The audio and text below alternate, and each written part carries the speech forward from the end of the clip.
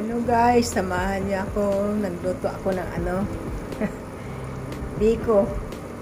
May darating kasi akong bisita bukas. Kaya ito, niluto ko na ngayong gabi para bukas din ako magluluto. Naparami nga ang gawa ko guys. Pero yung biko na to, style yung parang sa bibingka, may topping sa ibabaw kaya ino-oven ko. Lagyan ko na siya ng condense sa ibabaw at saka yung latik ng yung natirang latik kasi maraming latik akong ginawa sa gata kaya ginawa kong toppings at saka nilagyan ko ng condense kaya pag naluto ito guys, napakasarap nito. Ako na nagsasabi masarap talaga kasi luto ko mga 10 minutes pa guys, hindi pa masyado siya mamaya ulit. Hello guys, welcome to my YouTube channel. Nagluto ako ng biko tapos nilagay ko sa oven kasi yung style nito nilagyan ko ng topping sa ibabaw kaya in-oven ko siya. Dating kasi yung kaibigan ko bukas kaya prepare na ako ngayon magluto ng biko sa snow kasi magsisigang ako na salmon. Kasi nakakaya naman wala akong papakain sa bisita ko. Ito guys yung naparaming nagawa ko papadala ko sa kanya yung isang bandihado.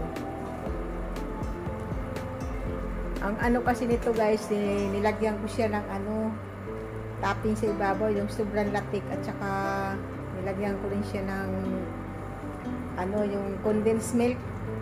Kaya pagka naluto na to guys, napakasarap nito. Ako na nagsasabi. Mga 10 minutes pa siguro to guys bago see you mamaya. Ayan guys, hindi pa siya masyado mapula. Kaya babalik ko ulit.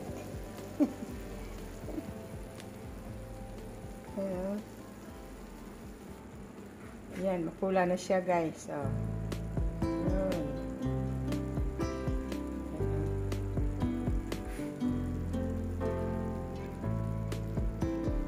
Pwede na siguro ito guys, no? Ayan, okay na siya.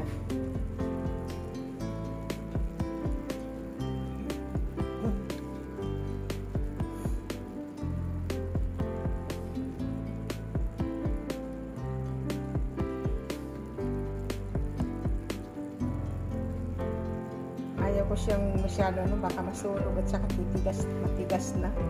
So okay na itong ganito. Ayan guys, muntik na masunog ang biko ko. Sa haka 5 minutes, 10 minutes yung na pala siya. Ayan guys, ayan.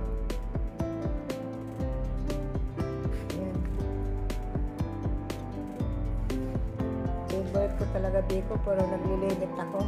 Kaya hindi ko maiwasan, hindi ako gagawa.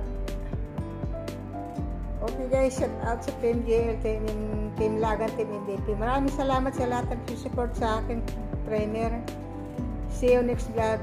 Bye bye. Love you all. Bye bye.